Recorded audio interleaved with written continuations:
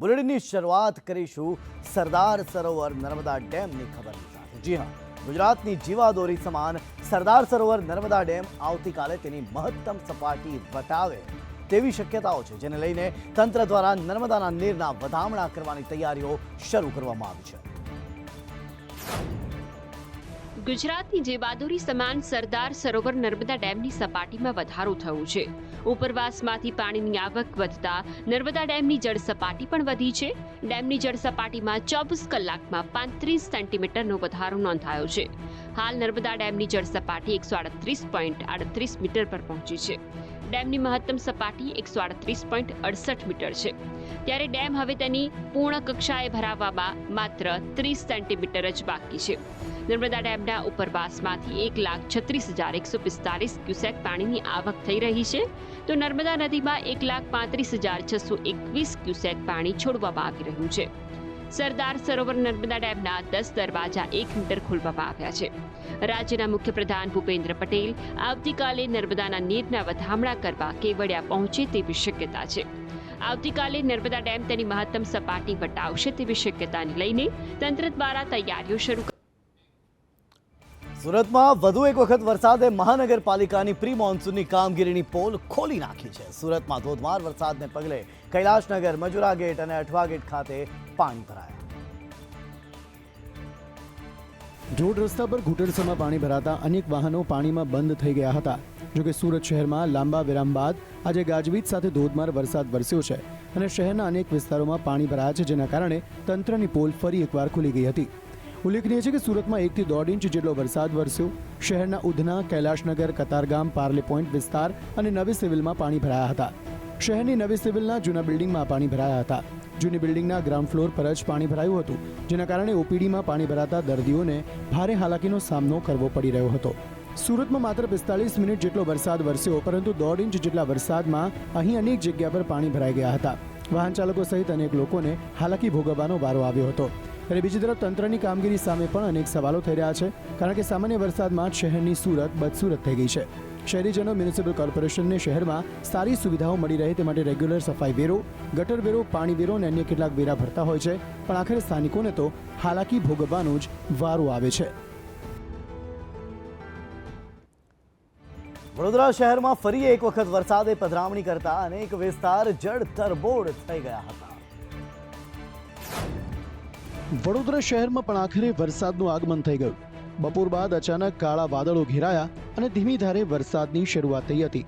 જોકે વરસતા વરસાદને કારણે ઉકળાટ અને બફારામાંથી શહેરીજનોને રાહત જરૂર મળી હતી। જોકે શહેરમાં ભારે વરસાદને પગલે શહેરીજનોને એક સમયે શહેરમાં આવેલ પૂરના દ્રશ્યો દેખાવા લાગ્યા હતા। ભારે વરસાદને પગલે વાહન ચાલકો અનેક જગ્યાઓએ અટવાયા હતા।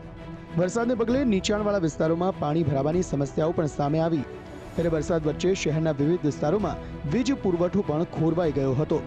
વડોદરામાં ભારે વરસાદના આ એક જ ઝાપટાએ મુસીબત ઊભી કરી દીધી હતી। શહેરના રાવપુરા વિસ્તારમાં પાણી ભરાઈ ગયા હતા। ઘૂંટણસમાં પાણી ભરાતા અહીં લોકોને ભારે હાલાકીનો સામનો કરવાનો વારો આવ્યો। લોકોના વાહનો પાણીમાં ભરાઈ જતા તે બંધ પડી ગયા હતા અને તેને ધક્કા મારીને બહાર કાઢવાની લોકોને ફરજ પડી હતી।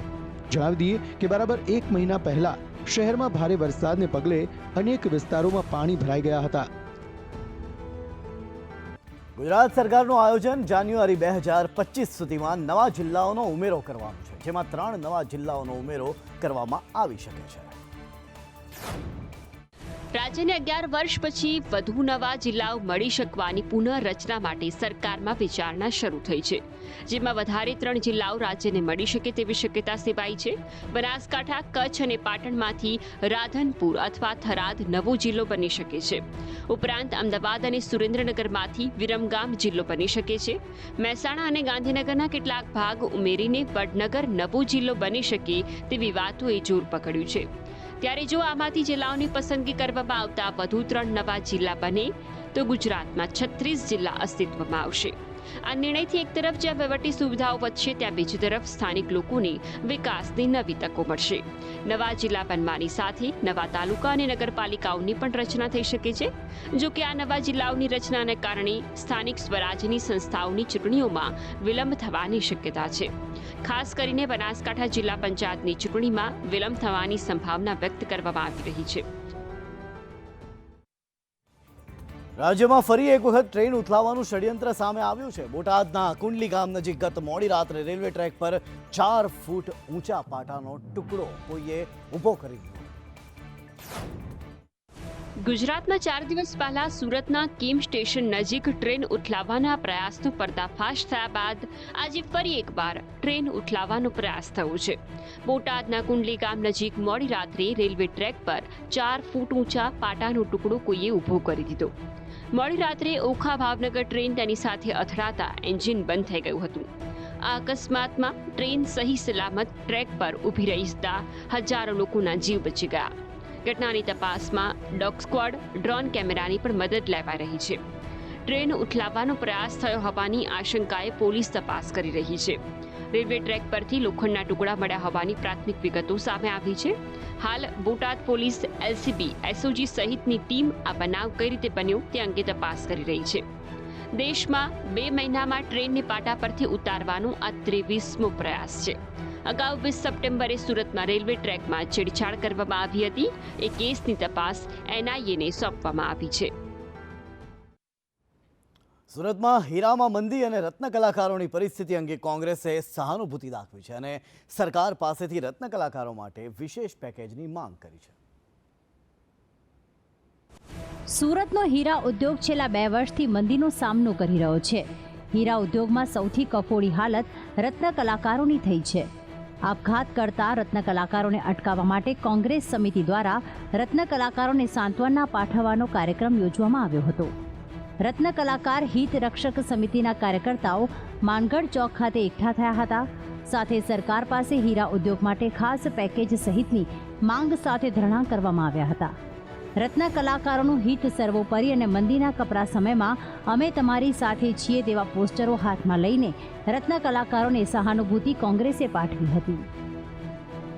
છેલ્લા ઘણા સમયથી રત્ન કલાકાર પરિવાર દ્વારા જે આત્મહત્યા કરવામાં આવી રહી છે એ પરિવાર ભવિષ્યમાં આત્મહત્યા ન કરે તેઓને પ્રોત્સાહન આપવા માટે સુરત શહેર કોંગ્રેસ આયોજિત એક ધરણાનો કાર્યક્રમ માનગઢ ચોક ખાતે રાખવામાં આવેલો છે.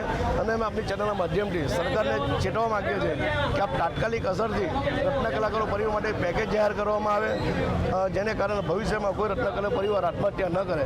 આજે બી અમારા ધરણાના કાર્યક્રમમાં ઘણા એવા પરિવારના લોકો જોડાયા છે કે જેમના પરિવારના સભ્ય આત્મહત્યા કરી છે.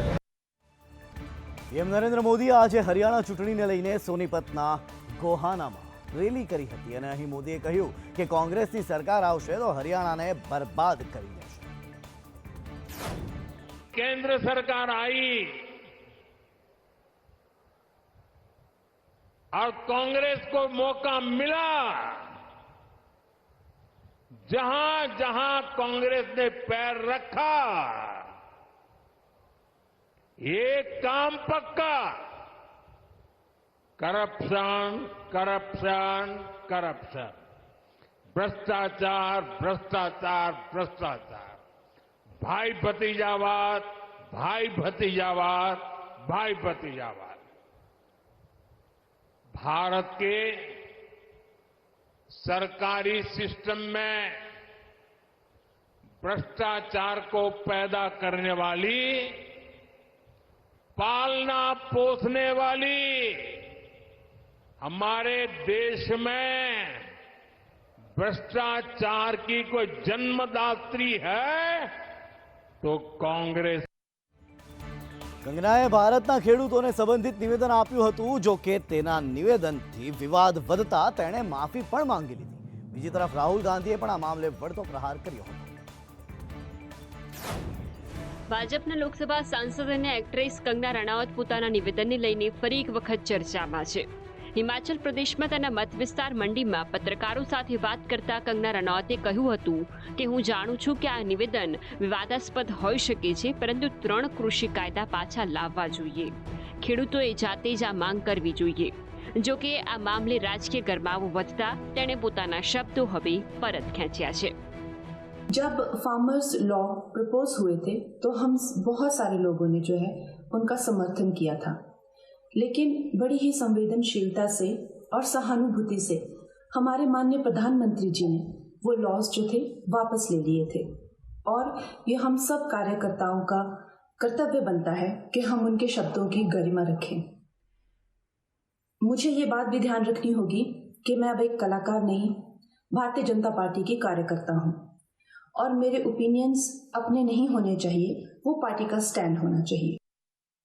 સોનાની કિંમતો આજે તેના ઓલ ટાઈમ હાઈ પર પહોંચી હતી। એક જ અઠવાડિયામાં સોનું 1,167 રૂપિયા મોંઘું થઈ ગયું છે। સોનાની કિંમત આજે તેની સર્વકાલીન ઉચ્ચતમ સપાટીએ પહોંચી ગઈ છે।